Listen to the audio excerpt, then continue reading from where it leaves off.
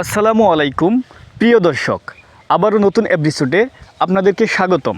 রূপসী বাংলার চ্যানেলের পক্ষ থেকে স্বাগত জানাচ্ছি আমি কবির হাসান।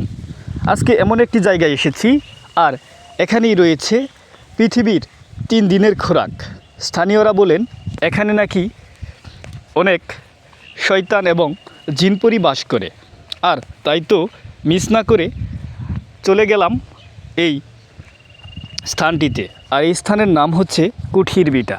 এটির অবস্থান জামালপুর জেলার প্রত্যন্ত একটি গ্রাম, সরিষাবাড়ি উপজেলার বাটার ইউনিয়নের একটি গ্রাম। আর এই গ্রামের নাম হচ্ছে দোপাদহ নয়াপাড়া। আর এখানেই রয়েছে সেই অতি প্রাচীন একটি বিটা, কুঠির বিটা। এখানেই নাকি আশ্চর্যজনক ঘটনা ঘটে। মাঝে মধ্যেই এখানে হুজুর বের হয় সাদা পাঞ্জাবি টুপি পরে, আবার কখনো জীবন্ত মাছ শুকনায় লাফালাফি করে, আবার কখনো কখনো এখানে বিশাল আকৃতির সাপ বের হয়। অনেক রকমের ঘটনাই ঘটে এখানে। আর এখানেই রয়েছে পৃথিবীর 3 দিনের খোরাক।